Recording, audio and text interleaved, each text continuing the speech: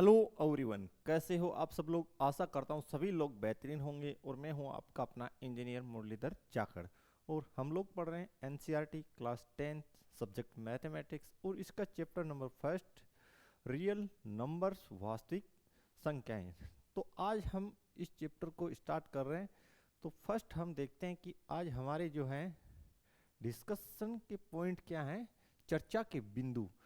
तो सबसे पहले संख्याओं का हम जो है बेसिक जानकारी हासिल करेंगे कि किस प्रकार की संख्याएं जो हैं उनको हम रियल नंबर्स में इन्वॉल्व करेंगे और किन को हम नहीं करेंगे, और वास्तविक संख्याएं क्या होती है। तो स्टार्ट करते हैं स्टूडेंट। सबसे पहले हम लोग यहाँ से स्टार्ट कर देते हैं। बिल्कुल पहले हम स्टार्ट करते हैं फर्स्ट प्राकृत संख्या से। प्राकृत संख्या से प्राकृत संख्या यानी नेचुरल नंबर, इनको हम इंग्लिश में बोलते हैं। प्राकृत संख्याएं जो होती है वो एक से प्रारंभ होती है, एक दो तीन इस प्रकार अनंत की ओर चलती जाती है। तो लिख देते हैं यहाँ कि 1 2 3 4 and so on. So on इसी प्रकार, सो ऑन इसी प्रकार चलती जाएंगे स्टूडेंट, ठीक है। इसके पश्चात अगर हम प्राकृत संख्याओं में जीरो इन्वॉल्व कर दें, किसको इन्वॉल्व कर दें, इन संख्याओं में अगर हम जीरो को शामिल कर लें तो वे संख्याएं पूर्ण संख्याएं कहलाएंगी। क्या कहलाएंगी? पूर्ण संख्याएं कहलाएंगी। बिल्कुल पूर्ण संख्या यानी वोल नंबर। वोल नंबर यहां तक आप लोगों को क्लियर हो जाना चाहिए। छोटी कक्षाओं में आप इससे पहले पढ़ चुके हैं, वही जानकारी हम फिर से रिवाइज कर रहे हैं। इसके पश्चात नेक्स्ट जो है वो है पूर्णांक। पूर्णांक संख्या ए, इंटीजर नंबर, ठीक है। इंटीजर नंबर अगर हम जो हमारी पूर्ण संख्या है उनमें ऋणात्मक संख्याओं को भी जोड़ दें तो जो संख्याएं हमारे पास बनेंगी वो पूर्णांक बनेंगी। पूर्णांक दो तरह के होते हैं, धनात्मक एवं ऋणात्मक। तो देखिए ये हमारे पास है 0 1 2 3 एंड सो ऑन इसी प्रकार। तो ये जो हमारी पूर्ण संख्याएं हैं इनमें हम नेगेटिव नंबर्स को भी जोड़ लें, यानी ऋणात्मक संख्याओं को भी इन्वॉल्व कर लें। -1 -2 -3 एंड नेगेटिव साइड में इसी प्रकार यानी सो ऑन। तो ये पूर्णांक संख्या कहलाएंगी। दो प्रकार की होती है, धनात्मक और ऋणात्मक। ये इस साइड वाली नेगेटिव है, इस साइड वाली पॉजिटिव है। जीरो जो है वो ना तो धनात्मक होता है ना ऋणात्मक होगा, ठीक है स्टूडेंट। इसके पश्चात हमें पढ़ना चाहिए परिमेय संख्या। परिमेय संख्या ए, परिमेय संख्याएं। सबसे पहली बात जो है प्राकृत, पूर्ण और पूर्णांक, ये सभी संख्याएं परिमेय संख्या होती है। बोला सर क्यों? अभी आपको हम बता देंगे। देखिए कैसे। आप नॉर्मल सा डेफिनेशन आपने पढ़ा है, वे संख्याएं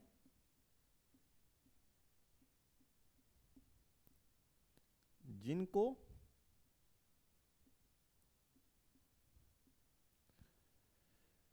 अंश बट्टे हर के रूप में, अंश बट्टा हर यानी P बट्टे Q के रूप में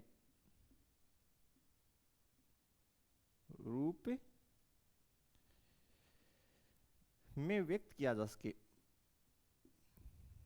व्यक्त किया जा सके। ठीक है, जहां Q का मान एक भी हो सकता है। ठीक है, अगर Q का मान एक है तो उस स्थिति में अंश क्या रहेगा? ठीक है, जहां Q इजिकल्स टू 1 हो, देन आपको पता ही है केवल आपके पास ये अंश बट्टे हर वाली संख्या में क्या बचेगा? अंश बचेगा। ठीक है, तो देखिए ये सभी संख्याएं बन जाएंगी उस स्थिति में, यानी प्राकृत, पूर्ण और पूर्णांक। इन संख्याओं का अगर मैं आपको यहां पूछूं स्टूडेंट कि हर कितना है, हर कितना है, आप कहेंगे सर इनमें हर 1 है। कितना है? 1 है। ऐसे नहीं कह सकते नहीं है, बिल्कुल है। इसके नीचे, एक के नीचे कितना है? 1 है। 2 के नीचे कितना है? 1 है। 3 के नीचे कितना है? 1 है। समझ गए होंगे आप। तो वे संख्याएं जिनको अंश बट्टा हर के रूप में व्यक्त किया जा सके परिमेय संख्याएं कहलाती है, पहली बात। दूसरी बात कि Q का मान 1 है, उस स्थिति में वो संख्याएं किन में से होंगी? या तो प्राकृत संख्याओं में से होंगी, या पूर्ण में से होंगी, या पूर्णांक संख्याओं में से होंगी। तो प्राकृत, पूर्ण और पूर्णांक संख्याओं को हम लोग परिमेय संख्या में इन्वॉल्व करते, ये आपको क्लियर होना चाहिए। दूसरी बात, जहां Q बराबर 1 हो सकता है, ऐसे लिख रहा हूं मैं, हो सकता है, और जब Q बराबर 1 है देन, ठीक है, Q बराबर 1 है, उसी स्थिति में ही तो प्राकृत, पूर्ण और पूर्णांक संख्याएं जो है परिमेय संख्याएं होती हैं। बिल्कुल, इसीलिए तो होती है भाई। ठीक है, ये आप इसको थोड़ा सा कंफ्यूज मत होना, इसको मैं स्टार डाल देता हूं कि मैंने ऐसा क्यों लिखा है। ठीक है, अब देखिए जो Q है आपका हर, ये नॉट इक्वल टू 0 होता है, यानी इसका मान 0 नहीं हो सकता, इसका मान 0 नहीं हो सकता। बोला सर इसका मान 0 क्यों नहीं हो सकता?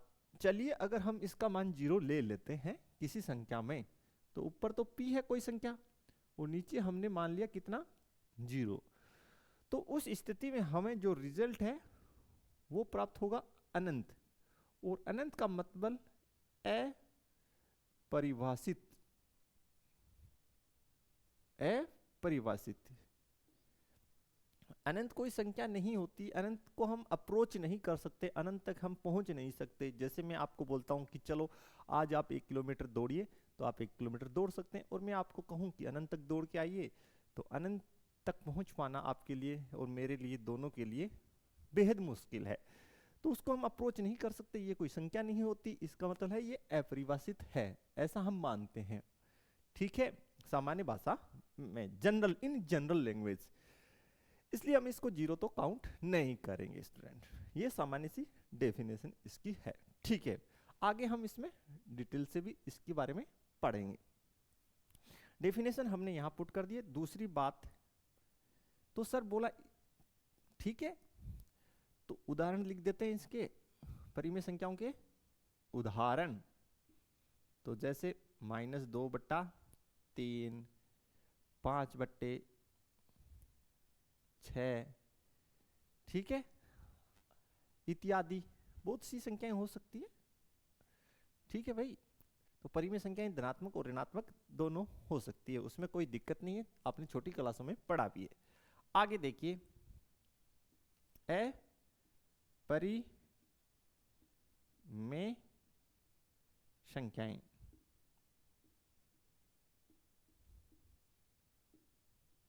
अपरिमेय संख्याएं, इनमें कौन सी संख्याएं शामिल होंगी? तो देखिए स्टूडेंट, इनमें वे संख्याएं शामिल होंगी,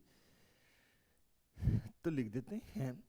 जैसे इसमें बेसिकली मैं आपको सामान्य भाषा में डेफिनेशन ना लिख के बता देता हूं कि कौन से प्रकार की संख्याएं इसमें शामिल होंगी। जैसे √3, 3 + √3, 3 - √3, 2 × √3, ठीक है, 1/√3, -1/√3 इत्यादि। तो इस प्रकार की जो संख्याएं होंगी उनको हम लोग अपरिमेय संख्याओं में इन्वॉल्व करेंगे। जैसे √3 है, ठीक है, 3 + √3 है, या 3 - √3 है। अगर कोई बच्चा मेरे से पूछे सर √3 में से 3 घटे तो वो भी बिल्कुल होगी, यानी √ वाली संख्या। लेकिन खास बात स्टूडेंट देखिए, हमने यहाँ पे जितनी भी संख्याएं √ में लिखी है वो अभाज्य नंबर है। कैसा नंबर है स्टूडेंट? अभाज्य। अगर आप √ में 4 डाल देंगे तो बाहर 2 आ जाएगा, तो वो संख्या √ में नहीं रहेगी फिर।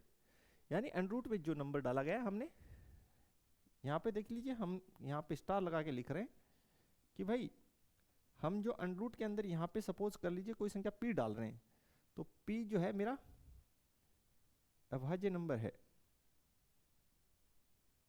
p कैसा है? अभाज्य नंबर है। ठीक है भाई, ठीक। अब कोई बच्चा कह दे मुझसे कि सर सपोज दैट हमने √ में 8 डाला। √ में कितना डाला भैया? 8 डाला। ठीक है बेटा, आपने 8 डाला, तो इसको आप जब कंप्लीट सोल आउट करेंगे तो आप इसको लिखेंगे 4 × 2, तो ये हो जाएगा 2 × √2, 2 × √2। तो बिल्कुल बेटा ये अपरिमेय संख्या होगी, बिल्कुल होगी। ये देखिए हमने यहाँ पे ऐसा लिखा है।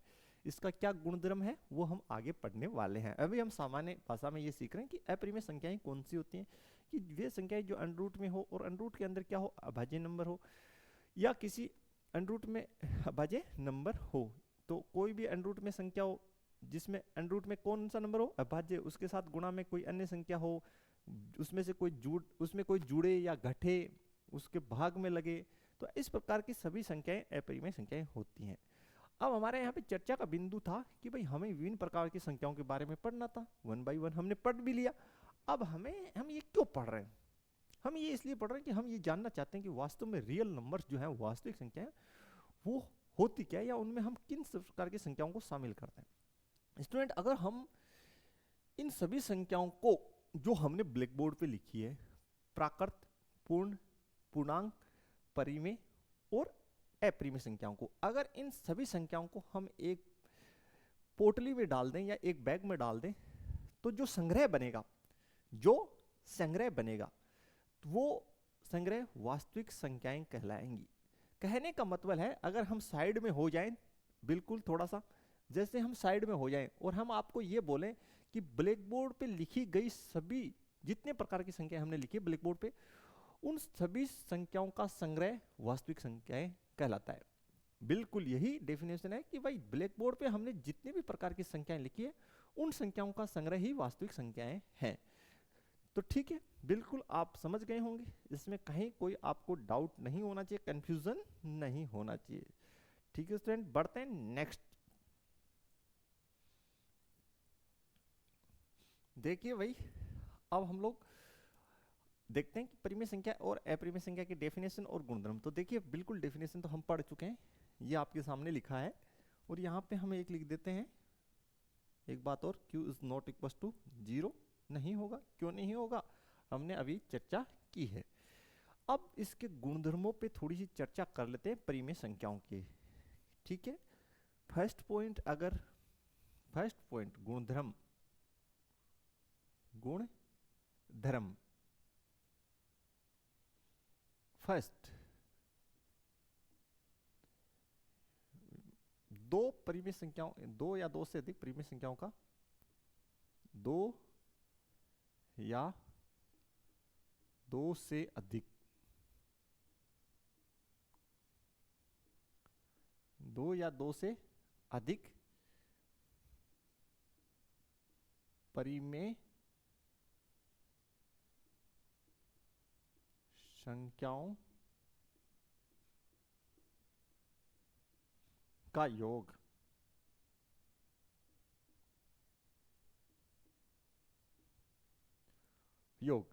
अगर हम दो या दो से अधिक परिमेय संख्याओं का योग करते हैं तो हमें जो रिजल्ट प्राप्त होगा, परिणाम प्राप्त होगा, वो भी एक परिमेय संख्या होगा। बिल्कुल इसको आप क्लियर रखें कि भाई दो या दो से अधिक परिमेय संख्याओं का योग परिमेय संख्या होगी, परिमेय संख्या होती है, बिल्कुल।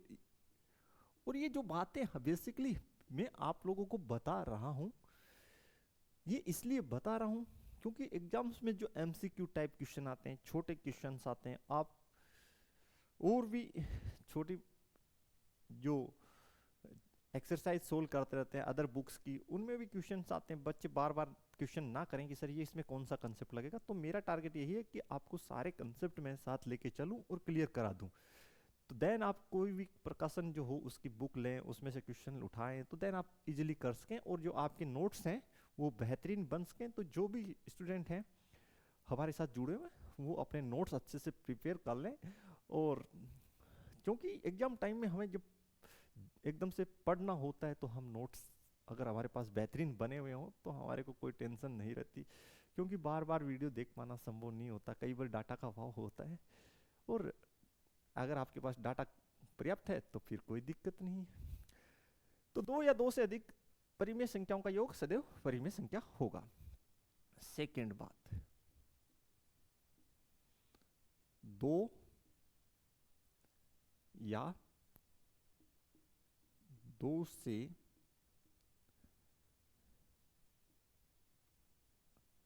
दो ही लिख लेते हैं, क्योंकि अंतर में हमेशा दो या हाँ दो ही लिखेंगे, दो लिख लेते हैं। दो परिमेय, अंतर में दो ही लिख लेते हैं, दो परिमेय संख्याओं का अंतर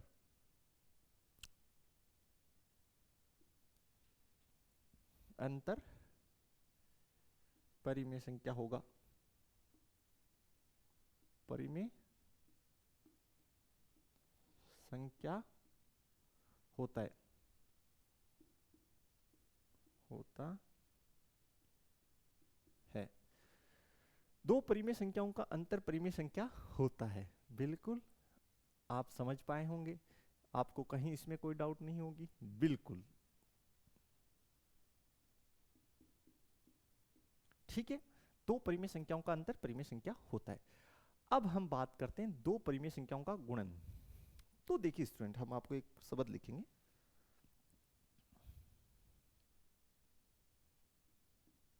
दो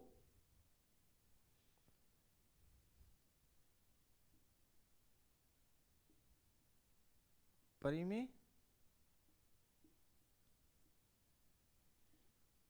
संख्याओं का गुणन। तो जब भी हम दो परिमेय संख्याओं को आपस में गुणा करेंगे, या दो से अधिक भी लिख सकते हैं, दो या दो से अधिक, ठीक है, दो हो या दो से अधिक हो, तो दो परिमेय संख्याओं का गुणन परिमेय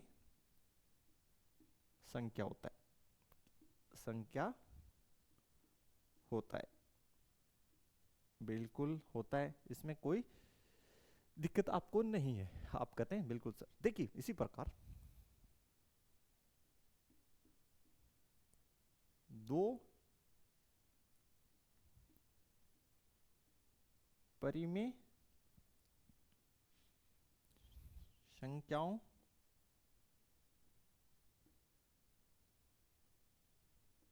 को आपस में भाग देने पर,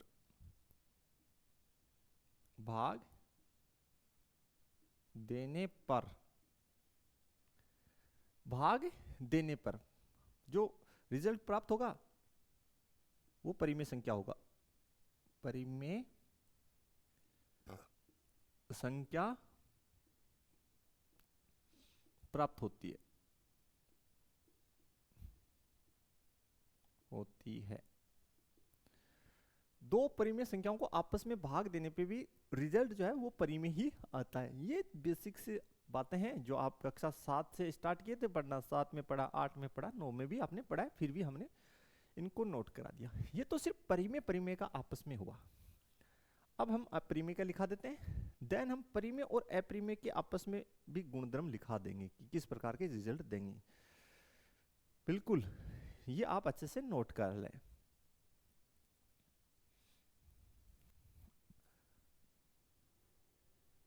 अब हम बात करते हैं स्टूडेंट दो अपरिमेय संख्याओं के योग, व्यकलन, गुणन और भाग के बारे में। तो देखिए, अपरिमेय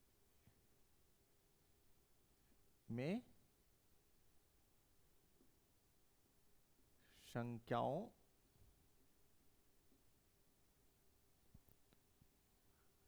के गुणधर्म।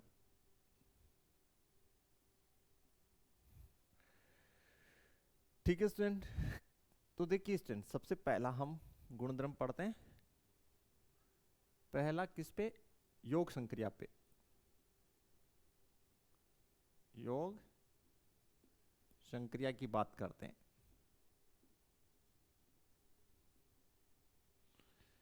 तो दो या दो से अधिक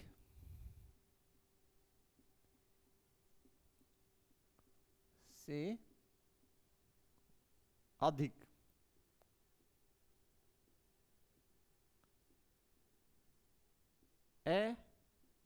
अपरिमेय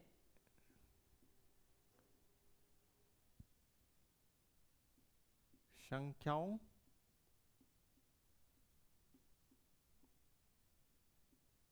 का योग अपरिमेय अपरिमेय संख्या प्राप्त होती है। प्राप्त होती है। सेकंड, व्यकलन। व्यकलन यानी घटाव। तो जब भी हम दो अपरिमेय संख्याओं का व्यकलन करेंगे तो रिजल्ट में हमें अपरिमेय ही प्राप्त होगा। तो लिख देते हैं, व्यकलन में दो अपरिमेय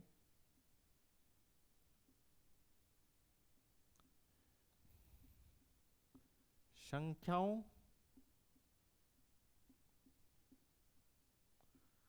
का व्यकलन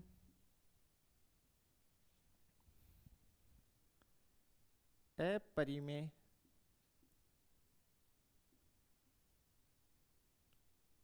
संख्या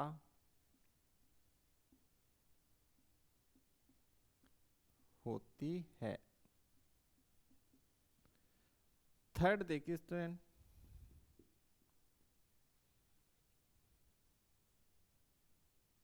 भाग का पहले लिख देते हैं, भाग। तो दो दो एक मिनट, दो भिन्न भिन्न भिन्न भिन्न अपरिमेय, दो भिन्न भिन्न अपरिमेय संख्याओं का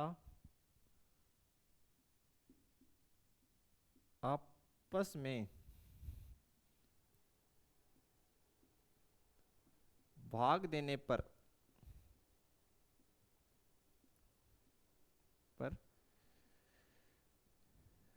अपरिमेय संख्या प्राप्त होती है।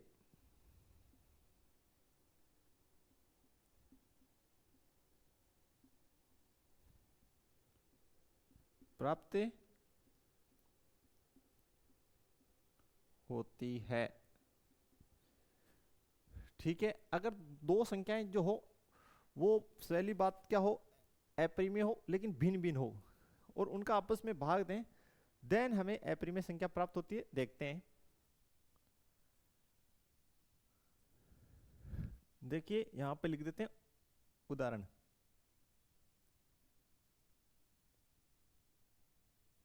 जैसे √3 और अंडर रूट 2, इनका आपस में भाग देंगे तो जो संख्या प्राप्त होगी वो भी कैसी होगी?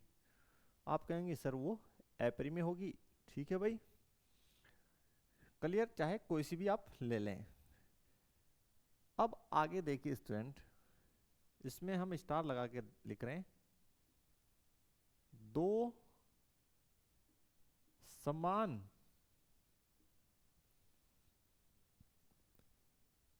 अपरिमेय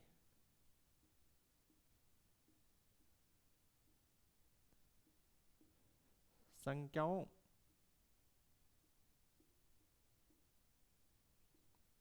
को आपस में भाग देने पर, आपस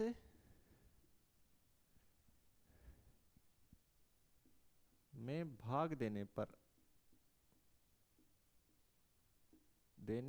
पर दो समान अपरिमेय संख्याओं को आपस में भाग देने पर परिमेय संख्या प्राप्त होगी। परिमेय संख्या प्राप्त होती है।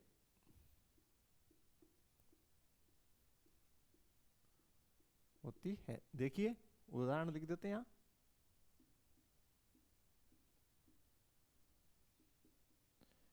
अंडर रूट 3, इसको अगर हमने अंडर रूट 3 से भाग दिया, परिणाम हमें कितना प्राप्त हुआ? 1, जो क्या है?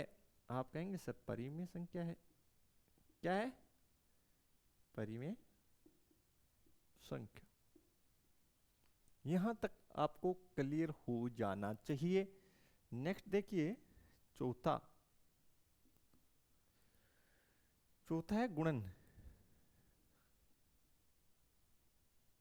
गुणन ये आज सबसे बेहतरीन टॉपिक है। देखिए, दो अपरिमेय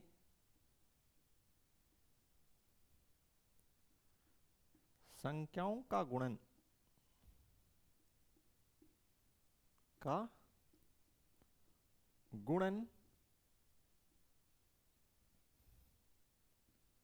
परिमेय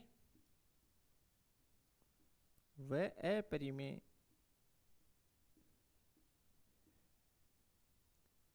दोनों हो सकता है। दोनों हो सकता है।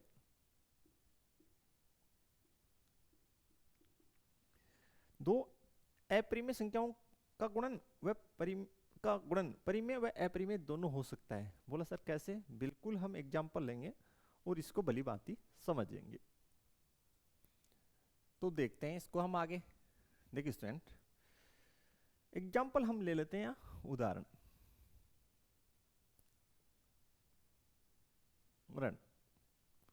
जैसे मेरे पास एक संख्या है 3 प्लस अंडर रूट 3। आप कहेंगे सर ये अपरिमेय। दूसरा अगर मैं संख्या लेता हूं 3 माइनस अंडर रूट 3, ये भी अपरिमेय। इन दोनों का जब मैं गुणन कराऊंगा तो देखिए 3 का वर्ग माइनस अंडर रूट 3 का वर्ग, तो देखिए 9 माइनस 3 6। कैसी है ये संख्या? आप कहेंगे सर परिमेय संख्या है। परिमेय संख्या है ये तो सर, बिल्कुल है। तो रिजल्ट में हमें जो संख्या प्राप्त हुई वो कैसी भी? दो अपरिमेय संख्याओं के गुणन से परिमेय। अब देख दूसरी नेक्स्ट एग्जांपल लेते हैं। अंडर रूट 3 अपरिमेय संख्या है, इसका अंडर रूट 2 से कराते हैं तो कितना? Under root 6। और ये क्या है? अपरिमेय है। ये कैसा संख्या है? अपरिमेय संख्या है। तो दो जो है अपरिमेय संख्याओं का गुणन परिमेय व अपरिमेय दोनों हो सकता है स्टूडेंट।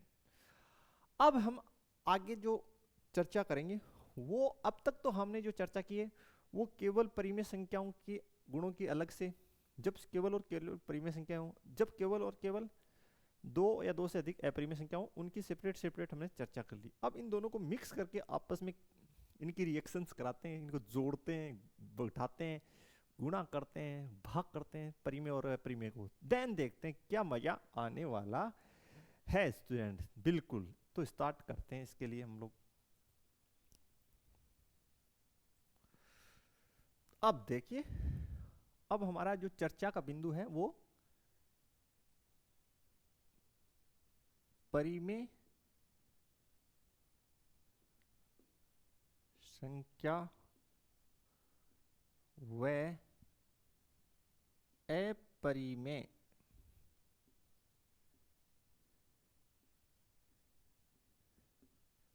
संख्याओं के गुणधर्म, के गुण धर्म, इस पे हमें चर्चा करनी है भाई। ठीक है, तो सबसे पहले हम योग में ही कर लेते हैं। फर्स्ट गुणधर्म यानी योग संक्रिया पे, योग की बात करें तो लिख लीजिए, दो या दो से अधिक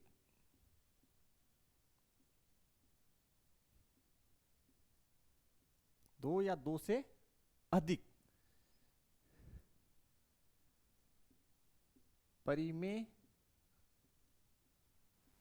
संख्याओं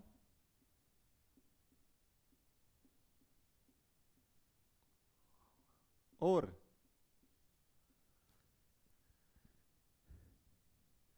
अपरिमेय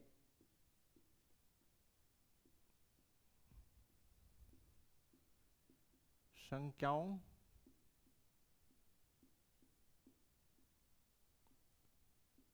का योग अपरिमेय संख्या प्राप्त होती है। संख्या प्राप्त होती है, यानी जब भी हम क्या करेंगे कि किसी भी परिमेय संख्या को अपरिमेय में जोड़ेंगे, चाहे दो परिमेय की क्यों ना हो, एक अपरिमेय हो, यानी तो रिजल्ट हमेशा अपरिमेय बन जाएगा। कैसा बन जाएगा? अपरिमेय बन जाएगा स्टूडेंट। बिल्कुल, ये सामान्य सी बात है जो आप निम्न स्तर की कक्षाओं में, यानी कक्षा 10 से निम्न स्तर की जो कक्षाएं, निचली कक्षाएं, उनमें पढ़ चुके हैं। सेकंड जो है व्यकलन, ठीक है, तो लिख लीजिए दो परिमेय व अपरिमेय संख्याओं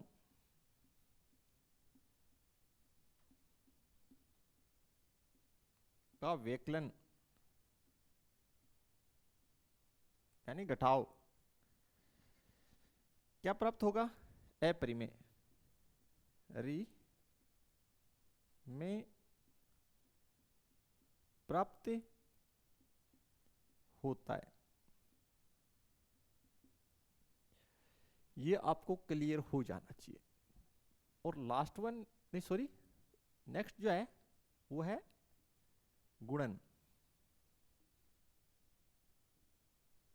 तो देखिए हम क्या लिख रहे हैं, एक शून्यतर नेतर परिमेय, एक शून्यतर परिमेय संख्या व अपरिमेय संख्या का गुणन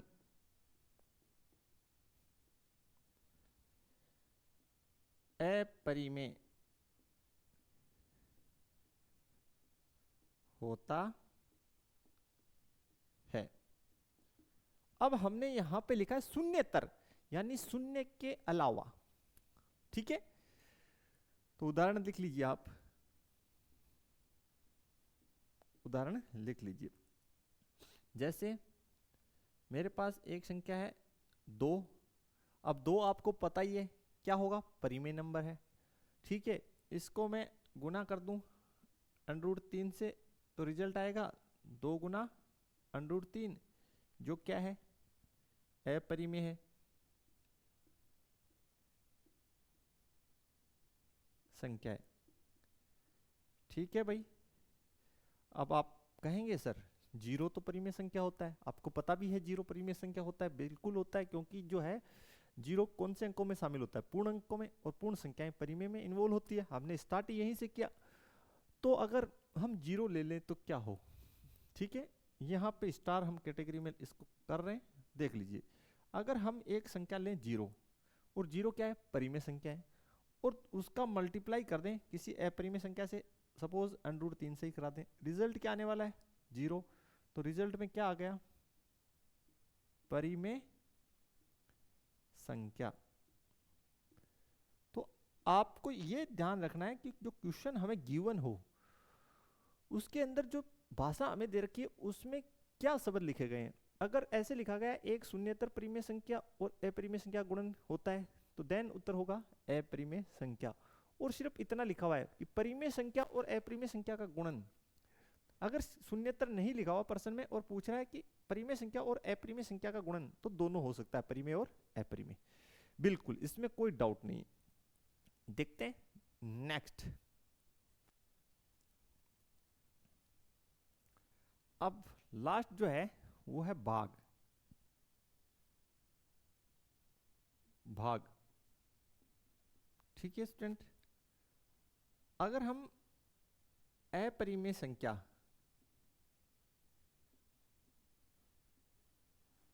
है हमारे पास कोई, देख लीजिए, उसको भाग लगा दें किससे, शून्येतर परिमेय संख्या से, शून्येतर परिमेय संख्या से। अब शून्येतर परिमेय संख्या से भाग लगा दें तो जो रिजल्ट आएगा वो आएगा अपरिमेय संख्या। अपरिमेय संख्या, ये हमारा रिजल्ट आएगा। अब शून्येतर हमने क्यों लिखा, क्योंकि शून्य जो है वो स्वयं भी परिमेय संख्या है। तो अगर हम जीरो से किसी संख्या में भाग लगाएंगे तो अनंत प्राप्त होगा, जिसका कोई निष्कर्ष नहीं है। अगर उल्टा हो, अगर आप शून्येतर परिमेय संख्या में क्या या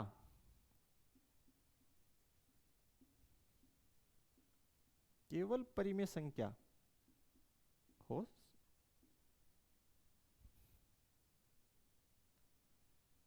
इसमें भाग डाल दें किससे, अपरिमेय संख्या से,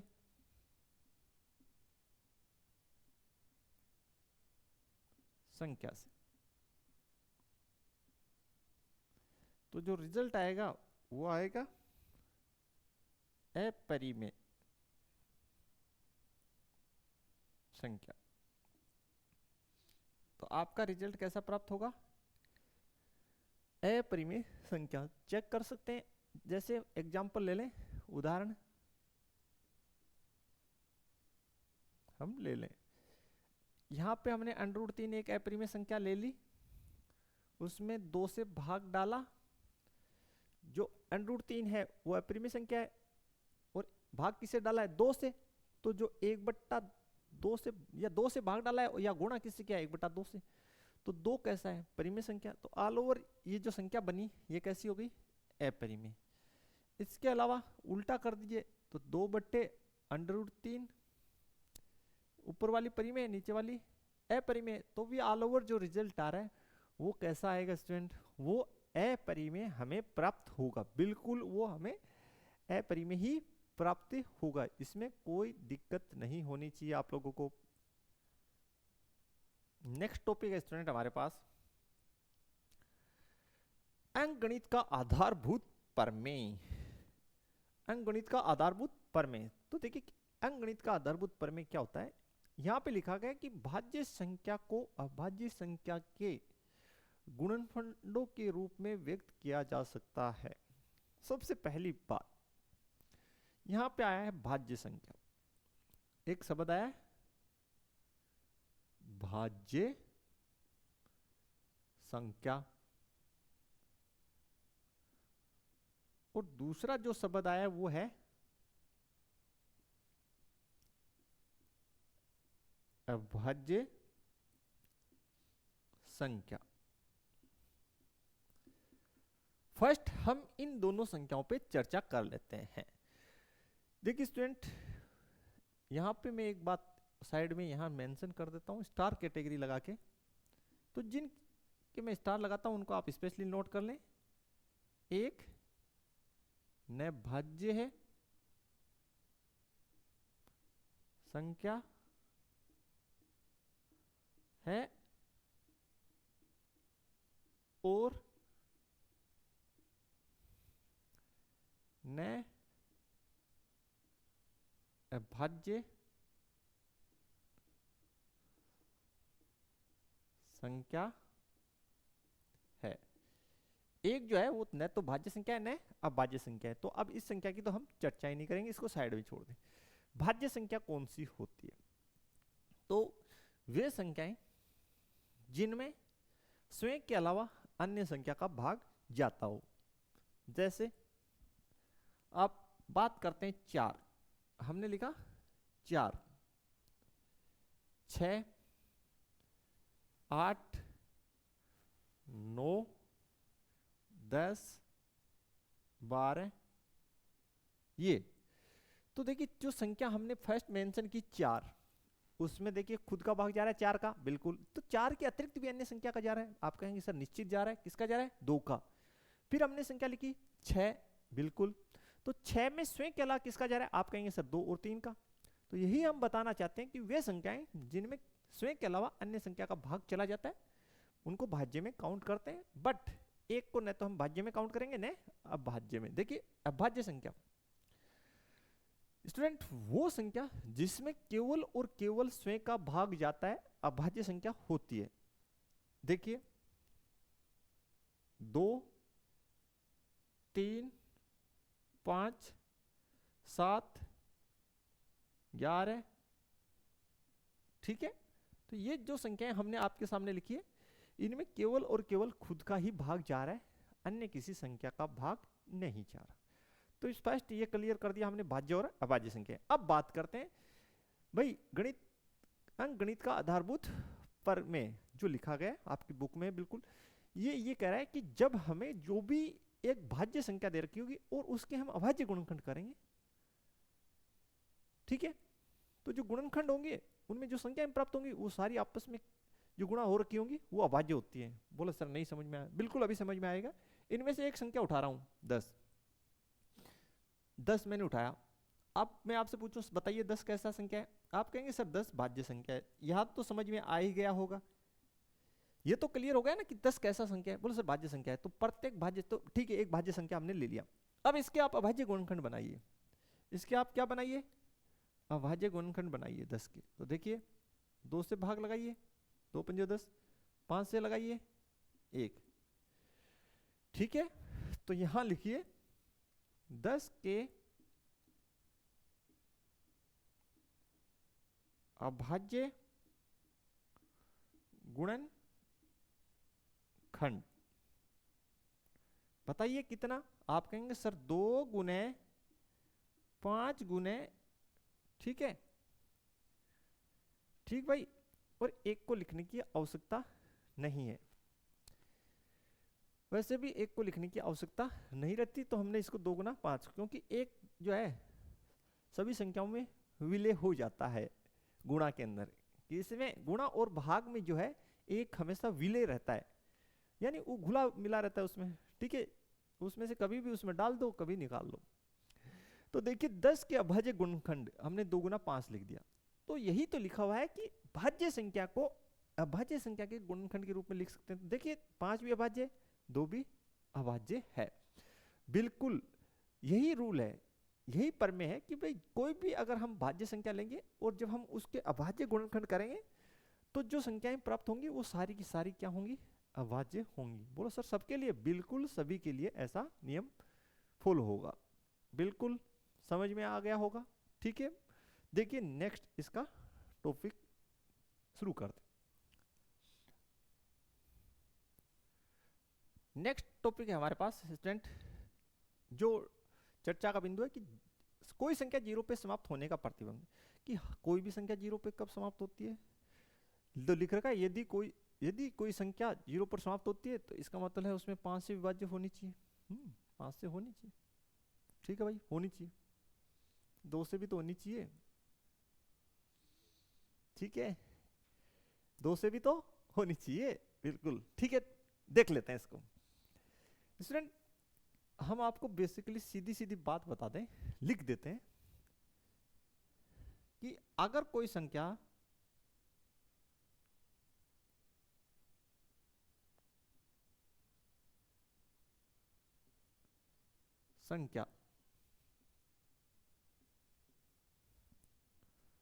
जीरो पर समाप्त होती है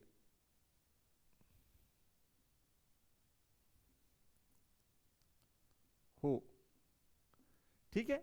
अब कोई भी एग्जांपल ले लीजिए जो जीरो पे समाप्त होती है। आप कहेंगे सर 60 ले लीजिए। कितना ले लीजिए? 60। उदाहरण के लिए हमने कितना ले लिया? 60 ले लिया। ठीक है, ठीक। अब हम इसके अभाज्य गुणनखंड बनाते हैं 60 के। 60 के हम लोग क्या करते हैं? अभाज्य गुणनखंड बनाते हैं स्टूडेंट। देखिए तो सबसे पहले 2 से भाग डालिए 30 बार, फिर 2 से डालिए 15 बार, फिर 3 से डालिए 5 बार, फिर 5 से डालिए 1 बार। तो 60 के अभाज्य गुणनखंड देखिए,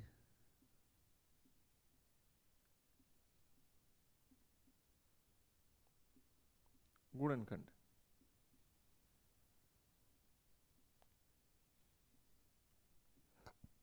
कितना लिखेंगे? 2 गुने 2, 3 गुने 5।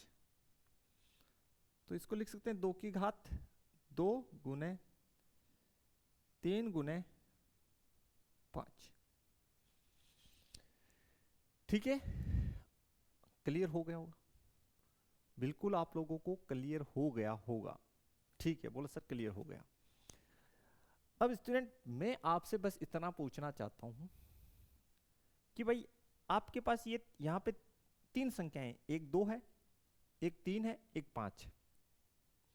इनमें से आप कौन सी 2 संख्याओं को मल्टीप्लाई करो तो 10 बनेगा? बस मुझे आपस में इनमें से कौन सी 2 संख्याओं को मल्टीप्लाई कर दो। ठीक है, पहली बात अभी अभी हम पीछे पढ़ के आए कि जब हम किसी भाज्य संख्या के गुणनखंड करेंगे तो गुणनखंड में जो भी संख्याएं होंगी वो अभाज्य होंगी। देखिए 2 अभाज्य, 3 अभाज्य, 5 अभाज्य। तो यहाँ पे मेरे पास 3 अभाज्य नंबर है। इनमें से कौन से 2 को या कौन कौन सी संख्या को आपस में मल्टीप्लाई करो तो 10 आ जाए, यानी लास्ट में 0 आए। देखिए अगर आप 5 और 3 को करेंगे 15 आएगा, बिल्कुल। 3 और 2 को करेंगे 6 आएगा, 10 तो नहीं आ रहा, यानी लास्ट में 0 तो नहीं आ रहा ऐसी कोई संख्या। लेकिन देखिए अगर आप 5 और 2 को करते हैं तो सर 10 आ रहा है, बिल्कुल आ रहा है, आ रहा है। और 2 की घात 2 यानी 4 है, 5 को 4 से गुना किया तो भी 20 आ रहा है। तो निष्कर्ष क्या निकलता है? ऐसा हम बताने का मतलब क्या है? ऐसा निष्कर्ष ये है, हम लिख देते हैं यहां निष्कर्ष, जिस संख्या के अभाज्य गुणनखंड में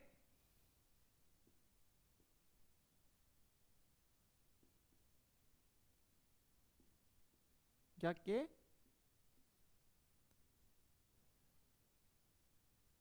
अभाज्य गुणनखंड में 2 और 5 दोनों हो वह 0 पर समाप्त होगी। 0 पर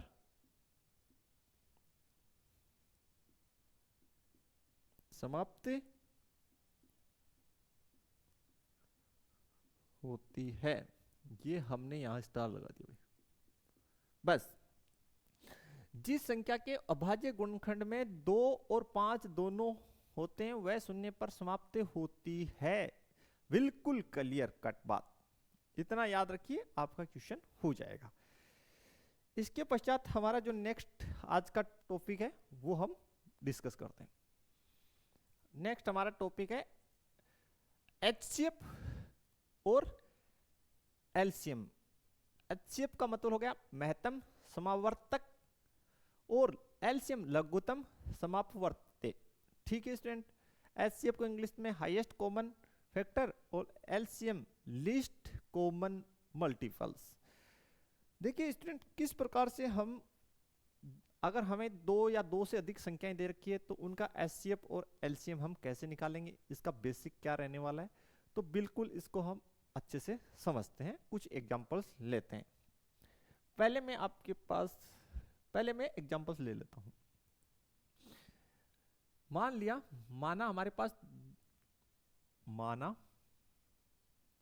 हमारे पास एक संख्या है 60 और दूसरी जो है वो है 15। कितनी है? 15। और हमें इनका एचसीएफ और एलसीएम ज्ञात करना है। तो देखिए स्टूडेंट, सबसे पहली स्टेप में आपको जो भी दोनों संख्याएं दे रखी है उनके अभाज्य गुणनखंड बनाने हैं। क्या बनाने हैं? अभाज्य गुणनखंड। तो लिखिए 60 का अभाज्य गुणनखंड। ठीक है, कैसे हो जाएगा? 60 है तो बिल्कुल यहां देख लीजिए, 2 से भाग डालिए 30, 2 से डालिए 15, 3 से डालिए 5, तो ये हो गया आपके पास 2 गुने 2 गुने 3 गुने 5 गुने 1। आगे देखिए स्टूडेंट, इसको थोड़ा सा जमा के लिख दीजिए। इसको आप लिख दीजिए 2 की घात 2, 3 गुना 5 गुना 1। फिर अब 15 का अभाज्य गुणनखंड तो कितना होगा? आप कहेंगे सर 3 गुने 5 गुने 1। बिल्कुल यहां तक आपको कोई दिक्कत नहीं होनी चाहिए स्टूडेंट्स। बिल्कुल है तो आप बोल सकते हैं। बोला सर नहीं, अभाज्य गुणनखंड में कोई दिक्कत। अब महत्तम समावर्तक ये यानी एचसीएफ, ये किस प्रकार निकालेंगे, क्या रूल्स इसके रहने वाले हैं? ठीक है स्टूडेंट, जब भी हमें एचसीएफ निकालना हो तो सबसे पहले जो भी संख्याएं दे रखी हो उनके आप अभाज्य गुणनखंड बना लीजिए। फिर ये बात देखिए सबसे पहले कि दोनों, 2 संख्याएं तो दोनों, 3 है तो तीनों, यानी समस्त संख्याओं में कौन सी संख्या कॉमन आ रही है? क्या 2 यहाँ है, इसमें भी अभाज्य गुणनखंड में 2 है? आप कहेंगे सर नहीं। ठीक, यहाँ 3 है, इसमें भी 3 है। बिल्कुल। तो सबसे पहले आपको दी गई संख्याओं की जो संख्याएं 2 दे रखी है तो दोनों में, और 3 दे रखी है तो तीनों में, 4 दे रखी है तो चारों में, ये देखो कौन सी संख्या कॉमन है जो दोनों जगह अभाज्य गुणनखंड में हो। तो आप कहेंगे सर 3, यहाँ पे भी है, तो उसको लिख लीजिए सबसे पहले। दोनों में कौन है? 3। और फिर ये देखिए कि उसकी जो है न्यूनतम घात कितना है। यहाँ पे 3 का घात कितना है? 1। और यहाँ पे कितना है? 1। और 1 और 1 में न्यूनतम कितना होता है? 1। तो आपको उसका न्यूनतम घात यहाँ लिखना है। अगर यहाँ पे 2 होता, यहाँ 1 होता, तो यहाँ पे आप न्यूनतम घात लिखते। ठीक है, क्या करना है फिर से सुनिए। आपको दी गई संख्याएं चाहे से वो 2 हो या 3, उनमें से ये देखना है कि अभाज्य, सभी संख्याओं के अभाज्य गुणनखंड में कौन सी संख्या है, कॉमन है। ठीक है, सभी में होगी वो कॉमन होगी। तो यहाँ पे देखा कि 2 नहीं है दोनों में तो उसको नहीं लिखा, 3 है बिल्कुल उसको लिख लिया। ठीक, फिर हमें ये देखना है कि उसका न्यूनतम घात कितना है। यहाँ पे 1 है, यहाँ पे 1 है, तो इक्वल है, तो सेम है तो लिख देंगे सेम ही। लेकिन अगर यहाँ 2 होता, यहाँ 1 होता तो न्यूनतम घात हम 1 लिखते उस स्थिति में। देखिए यहाँ पे 5 है, बिल्कुल है, इसमें भी है, बिल्कुल है, और न्यूनतम घात कितना है? बोला सर सेम ही है, तो फिर कोई दिक्कत नहीं है। तो ये हो गया 15, कितना हो गया 15 HCF। ठीक है भाई, अब देखिए एलसीएम, एलसीएम इसके अंदर स्टूडेंट हमें क्या करना है, देखिए हम ये देखेंगे भाई दोनों में पहले तो कॉमन कौन सा है। ठीक, तो आप कहेंगे सर कॉमन तो इसमें 3 है, इसमें भी 3 है, बिल्कुल लिख लेंगे उसको। और आपकी वर्ग जो है उसका हाईएस्ट जो है पावर लिखेंगे, हाईएस्ट घात। तो यहाँ पे भी एक है, यहाँ पे भी एक है, तो सेम ही है तो सेम ही रहेगी। अगर यहाँ 2 होता, यहाँ 1 होता, तो अब की बार हम यहाँ पे हाईएस्ट जो है वो घात लिखते, उसमें कौन सा लिखेंगे, लोवेस्ट पावर। ठीक, यहाँ पे भी 5 है, यहाँ पे भी 5 है, तो लिख लो भाई। इतना समझ में आ गया होगा। फिर हमें क्या करना है, जो संख्या कॉमन नहीं है, जो संख्या कॉमन नहीं है उसको भी आप लिखेंगे। तो कौन कॉमन नहीं है, आप कहेंगे सर 2 की घात 2, तो वो भी यहां लिख दीजिए, 2 कितना हो गया 15, 2 की घात 2 का मतलब 4, 15 चौकू 60। ठीक है भाई, बिल्कुल कोई दिक्कत है तो आप पूछ सकते हैं, ये तरीका। फिर दूसरी बात, इसमें आपके बुक में एक फॉर्मूला भी दे रखा है, यदि दो संख्याएं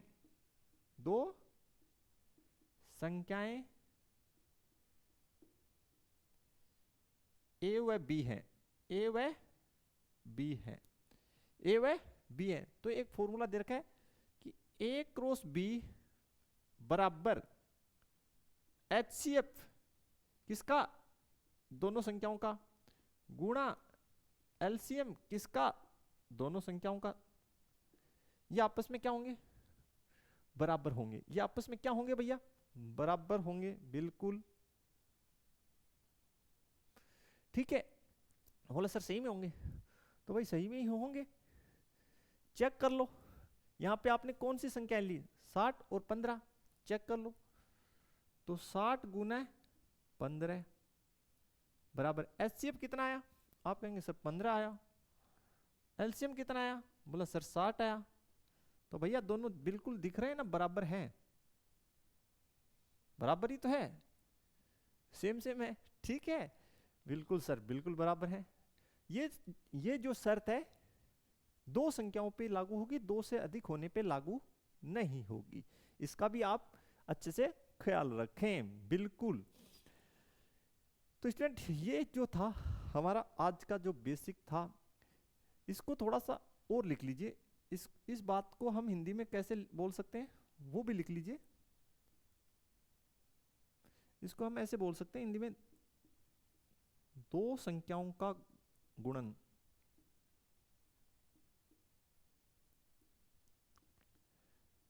गुणनफल, इसको बोलेंगे दो संख्याओं का गुणनफल। तो आप एग्जाम में ध्यान रखें कि आपको जो है, ये कट रहा है तो मैं इसको थोड़ा सेट कर देता हूँ स्टूडेंट, ये कट गया यहाँ से, बिल्कुल कट गया यहाँ पे, तो हम इसको यहाँ लिख देते हैं, यहाँ पे लिख देते हैं, दो हिंदी में ऐसे भी बोलेंगे, तो क्वेश्चन आएंगे आपके, दो संख्याओं का गुणनफल, गुणनफल। इसको हिंदी में क्या पढ़ेंगे, ए क्रॉस बी को दो संख्याओं का गुणनफल पढ़ेंगे, क्योंकि क्वेश्चन एग्जाम में आता है दोनों संख्याएं ना देख के स्टूडेंट आपको क्या करता है, उनका दोनों का गुणा करके ही दे देता है एग्जाम में। तो वो दो संख्याओं का गुणनफल का मतलब ए क्रॉस बी ही है, ए क्रॉस बी ही है। तो बिल्कुल ये आप याद रखें। ये था आज का हमारा बेसिक इस चैप्टर का, और कल हम इस चैप्टर के जो क्वेश्चंस हैं एग्जाम्पल से उसको बनाना स्टार्ट करेंगे, एंड क्वेश्चंस बनाएंगे 1 बाय 1, और अपने जितने भी फ्रेंड्स हैं आपके सर्कल में उनको आप ये जो मेरा वीडियो है वो शेयर कर सकते हैं। आप अपने फेसबुक अकाउंट पे भी इसकी वीडियो क्लिप्स लगा सकते हैं, बिल्कुल कोई दिक्कत नहीं है, कहीं पे भी आप इसको यूज़ कर सकते हैं। कॉपीराइट का कोई इश्यू हम आपको नहीं देंगे, ये आपको मेरी तरफ से पूरा फुल आश्वासन है। ठीक है, तो आप ज़्यादा से ज़्यादा अपने फ्रेंड सर्कल में शेयर करें, और जो भी आपको ऐसे लगा हो सर आपको ये आपका कोई सजेशन हो हमारे लिए तो देन आप मेरे व्हाट्सएप नंबर पे उसको छोड़ सकते हैं। मिलते हैं नेक्स्ट वीडियो में, तब तक के लिए थैंक्स, धन्यवाद, जय हिंद, जय भारत, धन्यवाद।